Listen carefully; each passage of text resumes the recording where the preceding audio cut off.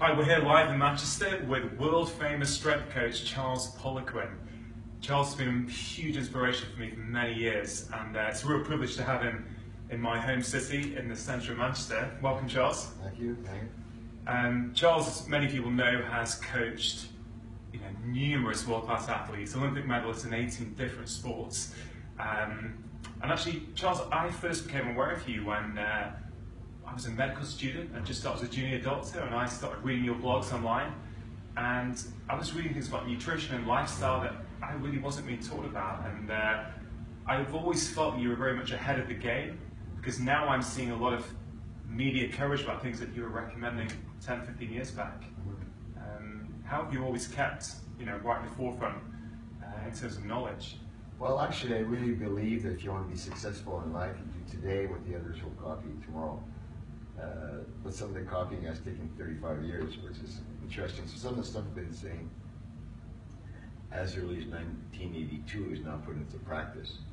I've always been a big believer in basic physiology, and if you know how the body works, you can predict or do things that science will verify decades later. For example, I've been recommending they meat and nut breakfast back in '82. And it took researchers from Harvard and York University and Toronto University about 35 years to catch up. But I knew how dopamine was made in 1982, and the human body has not evolved that dramatically the last 35 years. So, for example, in 1980, I had the concept of the glycemic index. It was discovered at York University in '82, but in endocrinology, it was only applied in '97. Yeah.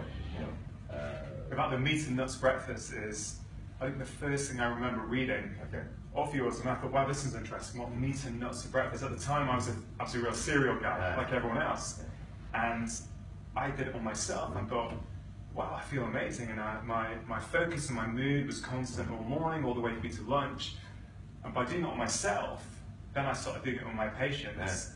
And I think I probably credit you, the first guy who really got me onto insulin and cortisol and the importance of that. And it's really interesting that we don't really learn this in medical school, but I'm using the sort of things that you've been talking about for many years with my patients day to day now.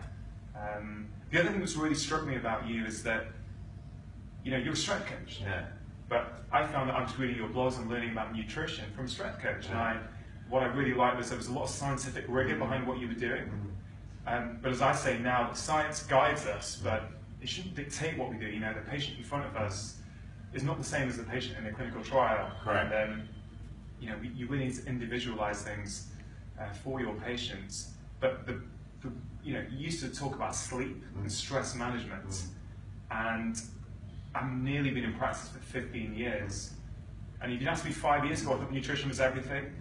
But I've evolved my thinking, and I really think that sleep and stress management might even be equally, if not more important. I mean, it's probably more, because if you don't sleep properly, you'll self-medicate. And if you self-medicate, you may not make the right food choices. For example, if you're under stress, I don't know anybody that will reach for Brussels sprouts to manage stress, but chocolate chip cookies, they will, right? Yeah. So, I never had a single person say, you know what, last night I couldn't stop eating broccoli. I never see that. As a caveman, your source of carbs, maybe once a year when you stumble upon the beehive. But now you could just walk to 7-Eleven and get it. So, not the beehives, but the Mars bar. So, we've learned through experimentation that when we're under stress, the best antagonistic hormone to lower cortisol is insulin. But you pay the price in many different forms. So there's an axiom in functional medicine that 80% of disease known to man is fixable through the adrenals and the pancreas. But if you don't eat properly, it stresses you. I mean, there's an axiom also that says that most of the stress comes in the mouth or comes out of the mouth, right? So we eat bad stuff, it makes us feel bad, and we say nasty things. But sleep, I would agree with you, is the most underestimated healing process in the body. And if you look, for example, I deal a lot with athletes who come to see me because they were injured by a not so conscious strength coach. And then I explained to them very rapidly that the most important thing to heal the injury is not the supplements, but actually the ability to sleep very deep. Wow. And but presumably you might use some supplements to help them do that sometimes? correct, but Yeah. the thing is that the sleep is the issue. I had one of the highest paid basketball player in the world who was going to get knee surgery. All it was that the cartilages was actually just dehydrated. So we put him on a rehydration protocol and they canceled the surgery. But part of the protocol, we said he actually had to start sleeping. So we have to change his lifestyle in relation to sleep. And I've done quite a few consults for pro teams in soccer. And the first thing I address actually is always sleep. Wow. Because if you look at it, soccer players are permanently jet lagged. Yeah. Because, you know, they play late, soccer is demanding, and then you make all these neurotransmitters that you should not. I mean, we don't hunt at night, so, you know, the animals sleep at night. They're awake at night, but they sleep during the day, so it's their advantage as humans to hunt them during the day. So all the stuff that is good for hunting, we're basically evolved to make it in the morning, not at night. So when you play at night, and then after that they meet the fans, they meet the media, blah, blah. Yeah. So typically a soccer player will sleep at 3 in the morning, and, you know, and then he's going to be on the pitch early, and then that messes up their whole life. So if they can't get to sleep rapidly, they're not going to play well. But how many people, like on social media, feel late in the morning because they have no life? Yeah. So I think sleep, I agree 100%, but I think the most underestimated factor about sleep is actually healing the body. Wow. And even the mind, I mean, throughout the day a lot of things happen, and the function of sleep is to erase the VHS tape. That's the way I can explain it. And if you don't sleep, then you think about stuff that should have been erased that not gets erased, which creates stress. I mean, most people, you know, they say depression comes from living in the past, but anxiety comes from living in the future. So when you don't sleep properly, you tend to be anxious because you're always thinking about the future because you can't shut off your brain. What would you say to, let's say you were training someone for strength and they were, you know, they're staying up late at night, but the only way they could fit a workout in is to get up at 5 and go before work in the morning. Would you probably say to them, hey, you're better off, don't wake up at 5 for your workout if you're going to bed at midnight, I'm guessing. Correct. But yeah. I mean, you know, you have to adjust that. So, and there's an old wives' tale. They say, well, an hour of sleep before midnight is worth 2 hours after midnight. Well, it's not an old wives' tale. Now the research backs that up. In other words, the quality of sleep before midnight. And acupuncturists have been saying that for probably 4,000 years. Absolutely. But strong research out of the University of Calgary has shown that it's actually very true. And then when I started to apply that to my own lifestyle, I realized how much more productive I was. It was the same hours of sleep, but just at a different time. And I learned this from Dr. Mark Houston. So when I started to go to bed at 8 and wake up at 4, you know, I could write more books, more articles. Yeah. You know, so yeah, I do believe that the new frontier is to go back to the basics, which is sleep. Absolutely. And what I find interesting is that as I get more advanced in my career and see more and more patients, I'm going back to real basics. I find I've got the same as my 4 pillars, as it were. You know, if you do 4 things well, I think you live well. If you eat well, you sleep well, you move well. Doesn't mean do bad exercise. You know, move well and relax well.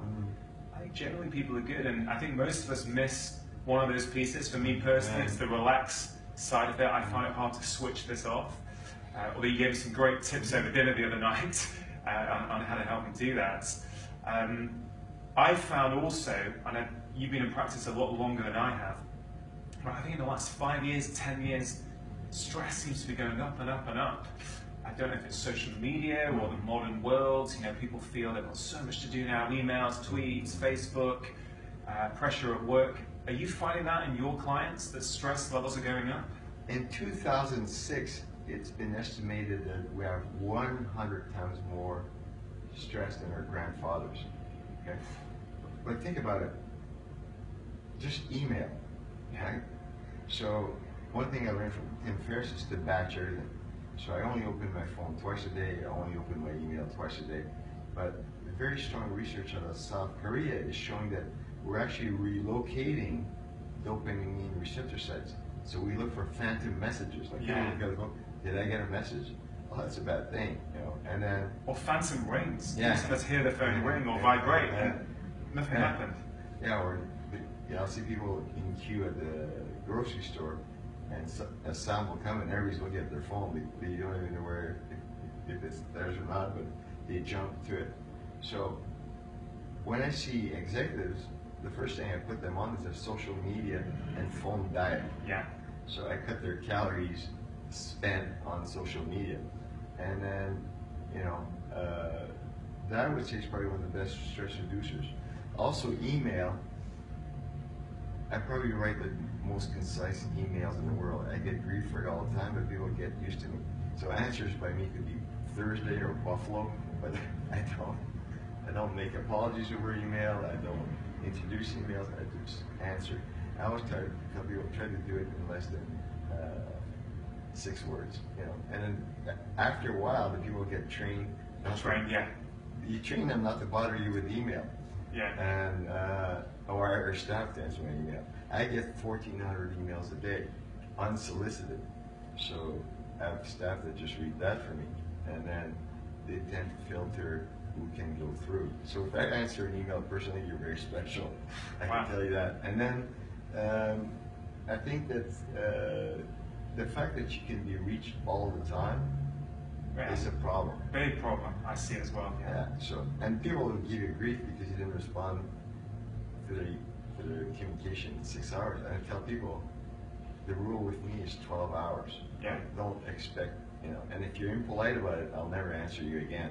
So, because I travel through a lot of time zones, and I don't answer on the weekend. No. So these are great tips, you know, these are tips that I just intuitively started using with my patients, and I find it has such a profound effect. Yeah. Absolutely phenomenal.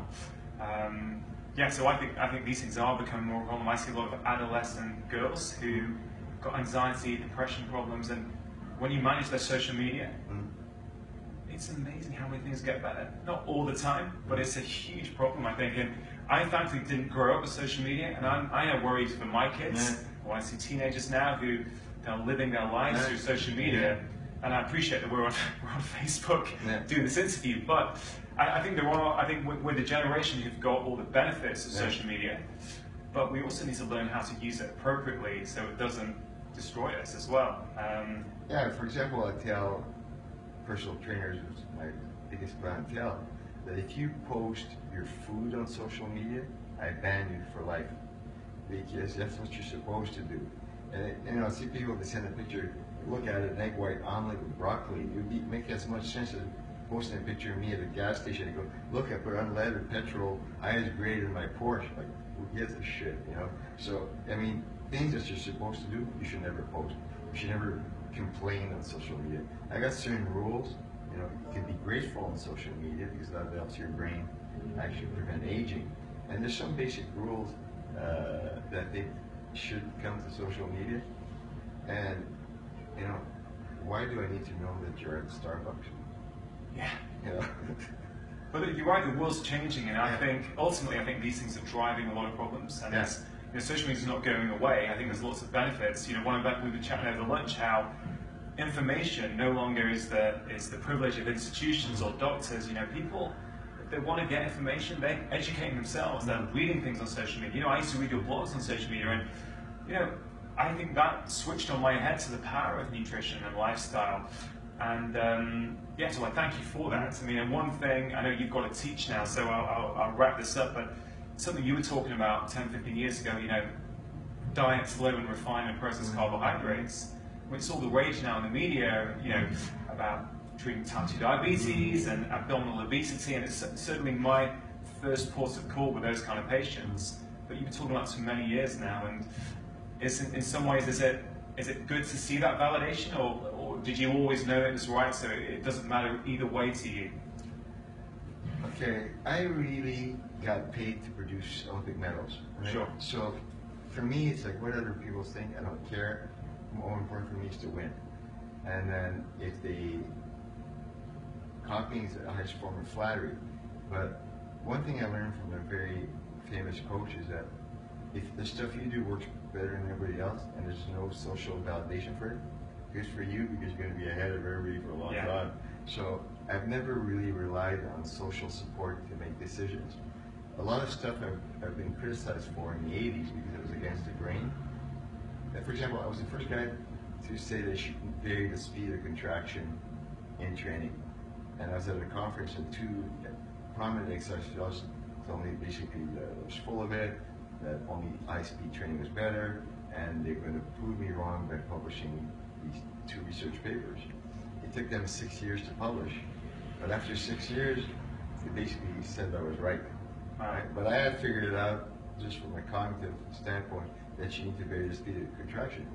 But they were humble enough to say, you know what, you're right. But I said, if you think about it, you wasted 1.5 Olympic cycles not using that information. Yeah, exactly. So, you know, there's a study that was published in 2008 about a training method when I was 14 and 75. And then when the study came out, I pointed to the authors, it's not new.